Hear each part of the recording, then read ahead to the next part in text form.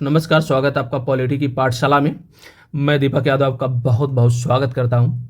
जैसा कि आप सभी देख रहे हैं कि उत्तर प्रदेश लोक सेवा आयोग, LT, GIC, UPSI, UPP, home guard यानी कोई भी भर्ती अगर आ रही है, ये तो जो आप देख रहे हैं उत्तर प्रदेश की परीक्षाएं जो होनी है उसमें विशेष जो उत्तर प्रदेश जीएस का दिया है वहाँ से तो प्रश्न आएंगे ही। बावजूद इसके आप कोई भी परीक्षा देते हैं वहाँ जनगणना से प्रश्न आए, ऐसा हो ही नहीं सकता। और ये भी है कि आप जनगणना के बारे में बहुत सारी आपके पास जानकारियां हैं, डाटा है, लेकिन हम ऐसे तथ्यों के बारे में भी आज चर्चा करेंगे, देखेंगे, उसको समझेंगे, जानेंगे जो आपको शायद नहीं पता है। तो जो नहीं पता है उसको पेपर और पेन लेके आपको नोट कर लेना, उसको याद कर लेना। तो स्वागत है आपका पॉलिटी की पाठशाला में। मैं दीपक आपका बहुत बहुत स्वागत करता हूँ। चैनल को लाइक करिए, शेयर करिए, सब्सक्राइब करिए। चलिए अब शुरू करते हैं कि जनसंख्या का अध्ययन क्या कहलाता है। प्रश्न बनता है कभी कभी कि जनसंख्या का अध्ययन क्या कहलाता है, डेमोग्राफी। अब प्रश्न यहाँ से शुरू होता है कि जनगणना की शुरुआत सर्वप्रथम कहाँ पे हुई थी। जो लिखित रूप में प्राप्त है कि 1749 से, कब से, 1749 से जनगणना की शुरुआत हुई थी। सबसे पहले कहाँ हुई? स्वीडन में। कहाँ पर? ये आपको याद रखना, स्वीडन में सबसे पहले जनगणना की शुरुआत कहाँ पे हुई? स्वीडन में। ठीक है। अब हम बात करते हैं कि 10 की जनगणना की शुरुआत कहाँ पे हुई। सबसे पहली जनगणना तो स्वीडन में। 10 के आधार पर जनगणना की शुरुआत कब हुई, यानी हर 10 साल पे जनगणना होगी, ऐसा कब कहाँ हुआ? तो शुरू हुआ 1790 में। कहाँ पे हुआ? अमेरिका में। ठीक। तो 10 के आधार पर शुरुआत हुई थी 1790 में अमेरिका से। पहली बार जनगणना स्वीडन से हुई। चलिए आगे बात करते हैं। अब भारत की बात करते हैं, प्यारे भारत की बात करते हैं कि भारत की प्रथम जनगणना। प्रश्न यहाँ से तो आएंगे, कब हुई और किसके समय हुई?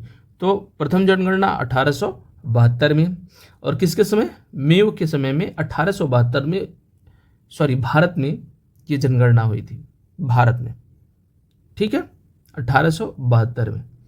अब बनता है अगला प्रश्न, पूछा कभी कभी गया है, ये पीवाईक्यू ही है कि भारत की नियमित 10 की जनगणना कब प्रारंभ? यानी 1881 में, रिपन के समय। किसके समय? रिपन के समय, 1881 में। अच्छा, उस समय 1881 में जनगणना आयुक्त कौन थे? कौन थे? WC प्लूडेन। आपको ये याद होना चाहिए। ठीक है, चलिए आगे बढ़ते हैं। अब हम देखेंगे कि 1951 से सभी जनगणनाएं जनगणना अधिनियम 1948 के तहत होती है। यानी प्रश्न ये पूछा जाए कि जनगणना अधिनियम कब बना? 1948 में। जनगणना अधिनियम 1948 के तहत पहली बार जनगणना कब हुई? 1951 में। ये आपको याद रहना है। उसके बाद हम बात कर लेते हैं कि अभी इस समय राजनीति में जातिगत जनगणना की बहुत सारी चर्चाएं हो रही है। बिहार में जातिगत जनगणना हो चुका, आपका तेलंगाना में हो रहा है, कर्नाटका में, अब तो भारत सरकार ने भी इसकी चर्चा शुरू कर दी है, होने वाला है। तो प्रथम जाति जनगणना 1931 में। कब? 1931 में प्रथम जाति जनगणना हुई। ये बहुत इंपॉर्टेंट है क्योंकि ये करंट से भी जुड़ा हुआ है। तो ये पूछ सकता है कि अभी भारत में जाति जनगणना की चर्चा हो रही है, तो भारत में पहली बार जातिगत जनगणना कब हुई थी? कब हुई थी? 1931 में। अच्छा, परिवार नियोजन कार्यक्रम, यानी जब जनसंख्या बढ़ गया तो परिवार नियोजन कार्यक्रम आना, ये कब आया था? 1975 में। यानी परिवार नियोजन कार्यक्रम 1975 में। अच्छा, प्रथम जनसंख्या नीति कब आई थी? अगर परिवार नियोजन आ रहा है तो जनसंख्या नीति, तो बिना जनसंख्या नीति के परिवार नियोजन हो ही नहीं सकता है। यानी प्रथम जनसंख्या नीति भी 1975 में। ये आपको याद रखनी है। दूसरी कि नई राष्ट्रीय जनसंख्या नीति 2000, नई राष्ट्रीय जनसंख्या नीति कब आई? 2000 में। अच्छा, इसका लक्ष्य क्या था? जो 2000 में नई राष्ट्रीय जनसंख्या नीति आ रही है, उसका लक्ष्य है कि वर्ष 2045 तक जनसंख्या में स्थिरता लाया जाए। क्या लाया जाए? स्थिरता। कब तक? 2045 तक। अच्छा, अब यहाँ प्रश्न बनता है कि स्वतंत्र भारत की पहली जनगणना कब हुई? 1951 में। और यह कौन सी जनगणना थी? 9वीं जनगणना थी। क्यों? क्योंकि 1981 में भी जनगणना हुई थी, 10 के रूप से प्रारंभ हो गई थी, 72 में पहली बार जनगणना हुई थी। ये आपको याद रखना है। अच्छा, जनगणना आयुक्त 1951 में जो पहली बार हुई उसके आयुक्त कौन थे? R A Gopal Swami. कौन थे? आर ए गोपाल स्वामी थे। ठीक है, ये याद रखिएगा, बहुत इंपॉर्टेंट फैक्ट है आपको। चैनल को लाइक करिए, शेयर करिए, सब्सक्राइब करिए।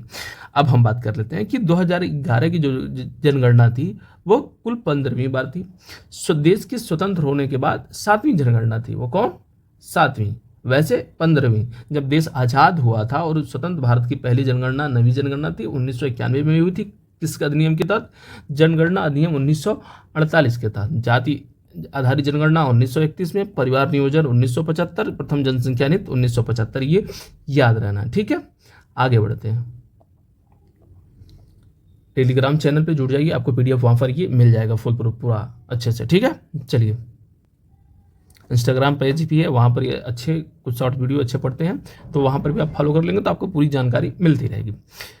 अब देखिए कि रजिस्ट्रार जनरल एवं जनगणना आयुक्त जनगणना कराने वाला सर्वोच्च अधिकारी होता है।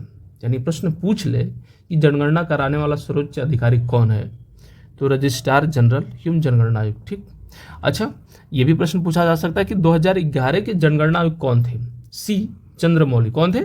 सी चंद्रमौली 2011 के जनगणना आयुक्त थे। वर्तमान जनगणना आयुक्त कौन है अभी जो नया गठित हुआ है? मृत्युंजय कुमार नारायण। टैगलाइन क्या है? कि हमारा जनगणना हमारा भविष्य। कुल प्रश्न 29 और शुभांकर क्या था? प्रगणक, सिद्ध बालक और 2 चरण है। ठीक है, चलिए आगे बढ़ते हैं। ये 2011 के डाटा के अनुसार है। ठीक है, कुल जनसंख्या 121 करोड़। विश्व जनसंख्या में भारत का प्रतिशत कितना है? यानी अगर ये है भारत पूरे विश्व की जनसंख्या है, तो इसमें भारत की जनसंख्या है उसका प्रतिशत दिया है 17.5। ठीक है, अच्छा, इसमें पुरुष कितने हैं? 51.47 और महिला कितनी है? 48.53%। ठीक है, अब ये प्रश्न पूछता है कि 1911 से जो 21 है इसमें जनसंख्या वृद्धि ऋणात्मक रही थी। इतिहास में एक ऐसा समय भी आया, अकाल का दौर था, अंग्रेजों का शासन था, महामारी बीमारियां सब फैल रही थी, तो एक समय आया कि ये दशक जो इसलिए मेंशन किया गया है क्योंकि कभी कभी पूछ लेता है प्रश्न, ये पीवाईक्यू के रूप में है कि किस दशक में जनसंख्या वृद्धि ऋणात्मक रही है। वो दशक था 2011 से 21। और कितनी अगर पूछ ले, क्योंकि अगर 2 लाइन में पूछ ले तो -0.31% ऋणात्मक रूप से पूरे इतिहास में अभी तक एक ही बार रही है। ठीक, अच्छा, जनसंख्या का महान विभाजक वर्ष भी पूछा जाता है। जनसंख्या का महान विभाजक वर्ष 1921, क्योंकि यही तो जनसंख्या अब अपने पीक की तरफ बढ़ेगी और यहीं से प्रारंभ होती है। तो ये जनसंख्या विभाजन वर्ष 1921, क्योंकि इससे पहले ऋणात्मक रूप में थी। ठीक, अच्छा, प्रश्न कभी कभी ये बनता है कि सर्वाधिक जनसंख्या वृद्धि का दशक क्या था? सर्वाधिक जनसंख्या वृद्धि का दशक 1961 से 71 कितना था? +24.80%। अच्छा, आप ये सोचते हैं क्यों था? क्योंकि देश को आज़ाद होने के बाद जब पंचवर्षीय योजनाओं के तहत उद्योग, कृषि, कल्चर, इन सभी चीज़ों को, एग्रीकल्चर, इन सभी चीज़ों को बहुत बढ़ावा दिया गया, तो खाद्यान्न उत्पादन अच्छे रूप में आने लगा। इसी दशक के बीच में एक भारत के प्रधानमंत्री लाल बहादुर शास्त्री जी ने नारा दिया था, जय जवान जय किसान। तो वहाँ से किसानों ने एक प्रेरणा ली। उसके बाद हरित क्रांति और खाद्यान्न की काफ़ी हद तक पूर्ति होने लगी थी, स्वास्थ्य में सुधार होने लगा था, उद्योग धंधे लग चुके थे, तो लोगों की सुविधाएं होने लगी थी, बीमारियों का इलाज होने लगा था। तो जो आपका मृत्यु दर है वो कम हो गया और जनसंख्या वृद्धि दर बना रहा, तो इससे ओवरऑल जनसंख्या वृद्धि बनी रही। ठीक है, चलिए फिर 2001 से 11 तक का दशकीय वृद्धि दर कितना था? ये भी प्रश्न पूछा जाता है। 2001 से 11 तक दशकीय वृद्धि 17.7% और 2001 का वार्षिक वृद्धि 1.64। ये आपका दशकीय है, 10 साल की, और वार्षिक मतलब 1 साल की। चलिए अब आगे बढ़ते हैं कि भारत में धर्म के आधार पर जनसंख्या का प्रतिशत क्या है? हिंदू धर्म 79.8% सबसे ज़्यादा, मुस्लिम 14.2% सबसे बड़ा अल्पसंख्यक वर्ग है। ईसाई है 2.3%, दूसरा बड़ा अल्पसंख्यक वर्ग मान सकते हैं। सिख की भागीदारी 1.7% है। बौद्ध की भागीदारी 0.7% है और जैन की भागीदारी 0.4% है भारत की जनसंख्या में 2011 की जनगणना के अनुसार। ठीक, चलिए आगे बढ़ते हैं। अब हम विभिन्न राज्यों की रैंक की बात करेंगे कि जनगणना के आधार पर विभिन्न राज्यों का रैंक क्या है। उत्तर प्रदेश पहला रैंक, दूसरा महाराष्ट्र, तीसरा बिहार और चौथा राज्य पश्चिम बंगाल है। अगर हिस्सेदारी कभी कभी पूछ लेता है तो मैंने ऊपर के 3 लिख दिए हैं कि उत्तर प्रदेश की जनसंख्या की भागीदारी, क्योंकि यूपी स्पेशल में प्रश्न आ जाता है, आप LTG IC यूपी PCS की तैयारी करें तो वहाँ पर ये पूछ सकता है कि उत्तर प्रदेश की जनसंख्या का भारत की जनसंख्या में कितना प्रतिशत योगदान है, तो 16.51% पहले नंबर पे है। अगर महाराष्ट्र का पूछ ले तो 9.28, ठीक। अगर बिहार का पूछ ले तो 8.6, ठीक। चलिए आगे बढ़ते हैं। अब ये प्रश्न, ये भी रैंकिंग पूछा जा सकता है कि भारत में न्यूनतम जनसंख्या के आधार पर राज्य या किस राज्य में न्यूनतम जनसंख्या है। सिक्किम, उसके बाद मिजोरम, उसके थोड़ा सा ज़्यादा अरुणाचल प्रदेश में। तो ये क्रम भी पूछ सकता है, प्रतिशत भी पूछ सकता है, तो दोनों आपके पास है। लेकिन आपको याद रखना है कि भारत में न्यूनतम जनसंख्या के आधार पर सबसे कम सिक्किम में जनसंख्या है, फिर थोड़ा सा ज़्यादा मिजोरम में, फिर अरुणाचल प्रदेश में, ये क्रम है, ठीक है। चलिए अब आगे बढ़ते हैं। अच्छा, जनघनत्व भी पूछ सकता है, जनघनत्व क्रम में भी पूछ सकता है। सबसे पहले आप जान लीजिए कि सबसे ज़्यादा जो जनघनत्व है वो बिहार में। प्रश्न ये भी पूछ सकता है कि भारत में सर्वाधिक जनघनत्व वाला राज्य कौन सा है, बिहार है। अगर क्रम में पूछ ले कि 4 राज्य का नाम दे दे कि जनसंख्या घनत्व के आधार पर घटते या बढ़ते क्रम में इन पे लगाइए, ठीक है। तो बिहार पहले स्थान पर कितना है, 1106। उसके बाद पश्चिम बंगाल में जनसंख्या घनत्व कितना है, 1028। फिर केरल में जनसंख्या घनत्व कितना है, 860। उत्तर प्रदेश में जनसंख्या कितना है, 829। ये IMP है, ठीक है, क्योंकि उत्तर भारत में उत्तर प्रदेश का नाम पूछे, ऐसा हो ही नहीं सकता। अगर आप तुलनात्मक रूप से देखें तो 2001 में बिहार की जनसंख्या घनत्व 881 थी, ये बढ़ करके 1106 हो गई। तो ऐसे में आप ये भी याद रख सकते हैं, देख सकते हैं, ठीक। क्रम में आपको मैंने बता ही दिया कि पहले बिहार सबसे ज़्यादा जनसंख्या घनत्व, उसके बाद पश्चिम बंगाल, उसके बाद केरल, उसके बाद उत्तर प्रदेश। और कितना है, बिहार का 1106, पश्चिम बंगाल का 1028, केरल का 860 और उत्तर प्रदेश का 829। ऐसे सीक्वेंस में आपको याद रखना है। अगर इसी तरीके का पूरा PDF चाहते हैं तो टेलीग्राम चैनल पे ज्वाइन करिए। अब हम बात करेंगे कि न्यूनतम जनसंख्या घनत्व वाले 5 राज्य। वो तो आपने देख लिया कि सबसे ज़्यादा जनसंख्या घनत्व का 1 वर्ग किलोमीटर में जितनी जनसंख्या सबसे ज़्यादा पाई जा रही है। अब यहाँ देखेंगे कि न्यूनतम जनसंख्या घनत्व वाले 5 राज्य या 4 राज्य, सॉरी यहाँ 5 लिखा, मैंने 3 ही का नाम दिया, अमूमन 3 ही का पूछता है, इसमें तो 3 ही पूछेगा न्यूनतम वाले में। अरुणाचल प्रदेश में कितनी है, 17 लोग रहते हैं, मतलब उस एरिया में। मिजोरम में 52 है, सिक्किम में 86 है, ठीक है। एक निश्चित एरिया की बात की जा रही है। अच्छा, लिंगानुपात का प्रश्न पूछ सकता है। सर्वाधिक लिंगानुपात वाले राज्य कौन है। 2011 का लिंगानुपात भी है यहाँ पर, 2001 का भी लिंगानुपात है, ठीक। अब इसे नोट डाउन कर कि सबसे ज़्यादा लिंगानुपात कहाँ पे है, केरल में, यानी 1000 पुरुषों पर 1084 महिलाएं, ठीक है। यानी 84 लोग वहाँ महिलाएं, सॉरी पुरुष, तो वहाँ पुरुषों के लिए तो ठीक है, महिलाओं के लिए दिक्कत है। दक्षिण भारत में एजुकेशन सबसे ज़्यादा, तमिलनाडु है 996, आंध्र प्रदेश 993 और छत्तीसगढ़ 991। आप अगर तुलना करना चाहें तो तुलना कर सकते हैं कितनी वृद्धि हुई है। लेकिन आपको ये याद रखना कि सबसे ज़्यादा सर्वाधिक लिंगानुपात वाला राज्य केरल है, उसके बाद तमिलनाडु, उसके बाद आंध्र प्रदेश और छत्तीसगढ़, ठीक है। चलिए अब आगे बढ़ते हैं। अब वहाँ तो हमने सर्वाधिक लिंगानुपात की बात कर ली, अब न्यूनतम की बात करते हैं कि न्यूनतम लिंगानुपात वाले राज्य 2011 और 2001 दोनों दिया हुआ। सबसे कम लिंगानुपात है हरियाणा में, यानी 1000 पुरुषों पर 879 महिलाएं हैं।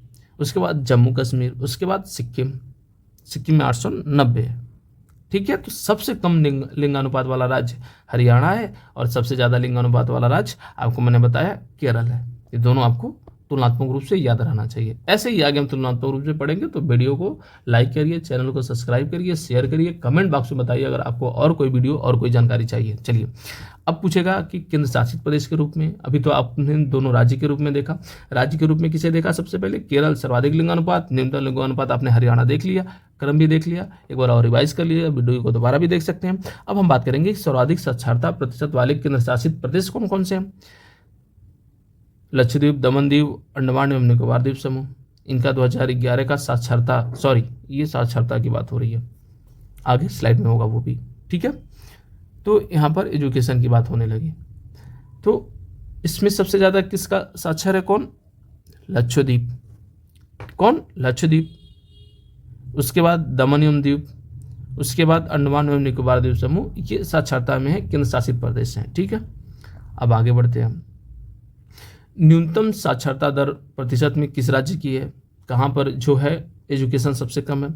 बिहार में 61.8, अरुणाचल प्रदेश दूसरे नंबर पर 65.4, राजस्थान तीसरे स्थान पे 66.1। चलिए आगे बढ़ते हैं। स्लाइड थोड़ा आगे पीछे हो गया, ये याद रखिएगा कि सर्वाधिक जनघनत्व वाले केंद्र शासित प्रदेश, अभी मैंने बताया ना, दिल्ली में है। आप देख सकते हैं 11,320 लोग, मतलब ठूस ठूस के भरे गए होंगे। फिर चंडीगढ़ में 9,258 लोग, फिर पुडुचेरी में 2,547। ये केंद्र शासित प्रदेश हैं जहाँ पर जनसंख्या घनत्व इतना ज़्यादा है।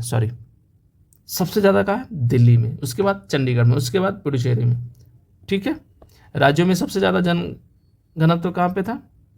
बिहार में, ठीक है। अब यहाँ पे दिया कि सर्वाधिक साक्षरता प्रतिशत वाले केंद्र शासित प्रदेश, ठीक, 2011 में कितना था, 2001 में कितना है? तो लक्षद्वीप में सर्वाधिक साक्षरता वाले केंद्र शासित प्रदेश है, फिर दमन द्वीप है 87.1, फिर अंडमान एवं निकोबार द्वीप समूह है 86.6। चलिए आगे बढ़ते हैं।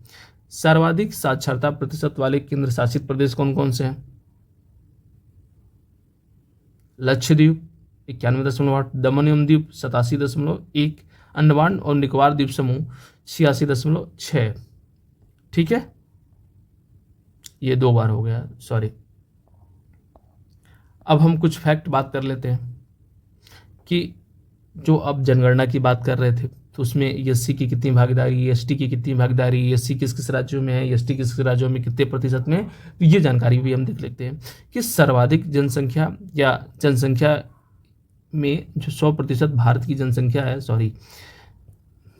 उसमें एससी की भागीदारी कितनी है? अगर 100% भारत की जनसंख्या है, उसमें एससी की भागीदारी 16.6% है, ठीक। सर्वाधिक एससी कहाँ पे है? उत्तर प्रदेश में है। उत्तर प्रदेश में इनकी कितनी भागीदारी है? 20%, यानी 20% एससी जो है 20.69%, उत्तर प्रदेश में, ठीक है। और सर्वाधिक प्रतिशतता के रूप में देखेंगे कि कौन राज्य है? पंजाब में 32% है। जनसंख्या के आधार पर देखेंगे तो यूपी में एससी की संख्या ज़्यादा होगी, क्योंकि इसकी तुलना यूपी की जनसंख्या से की जा रही है ना। प्रतिशतता की बात होती है कि उस राज्य में रहने वाले लोगों में कितना ही है, और ये जनसंख्या की उस राज्य में भागीदारी कितना है, ठीक। तो पंजाब में 32% है प्रतिशतता के आधार पर, ठीक है। न्यूनतम एससी कहाँ पर है? अनुसूचित जाति न्यूनतम किस राज्य में? नागालैंड में। कहाँ पे? नागालैंड में। अब हम बात कर लेते हैं एसटी की, ये भी आपके लिए महत्वपूर्ण है। तो भारत में इनकी कितनी भागीदारी है? अनुसूचित जनजाति इनको कहते हैं, ठीक है। 338 में है ये, ठीक है। एससी जो था आपका 338 और ओबीसी 338 बी, ठीक है। ये तीनों संवैधानिक आयोग भी है, ये भी आपको याद रखना। सबसे बड़ी जनजाति इसमें कौन है? एसटी में सबसे बड़ी जनजाति कौन है? भील। इनकी कितनी भागीदारी है? 38%, यानी एसटी समुदाय में सबसे ज़्यादा जनसंख्या भीलों की है। कितनी? 38.8%। अच्छा, किस संख्या में सर्वाधिक एसटी वाला राज्य कौन है? मध्य प्रदेश, यानी मध्य प्रदेश में सर्वाधिक एसटी पाए जाते हैं। प्रतिशतता में सर्वाधिक एसटी किस जिले में है? मिजोरम में, मतलब वहाँ की 95% आबादी एसटी है। न्यूनतम एसटी कहाँ पे है? उत्तर प्रदेश में, यानी उत्तर प्रदेश की जनसंख्या में एसटी की भागीदारी कितनी है? 0.57। ठीक है, ये याद रखिएगा। चलिए आगे बढ़ते हैं। तो अब यहाँ पर ये जानकारी समाप्त हुई, तो प्लीज़ चैनल को लाइक करिए, शेयर करिए, सब्सक्राइब करिए, कमेंट बॉक्स में बताइए। अगर आपको और कोई जानकारी चाहते हैं तो हमें कमेंट बॉक्स में ज़रूर बताइएगा। बहुत बहुत धन्यवाद वीडियो में अभी तक बने रहने के लिए, आपका बहुत बहुत आभार। अगर पीडीएफ चाह रहे हैं तो चैनल को, टेलीग्राम चैनल को ज्वाइन कर लीजिएगा। ठीक है, डिस्क्रिप्शन में लिंक पड़ा हुआ है। बहुत बहुत आभार, बहुत बहुत धन्यवाद।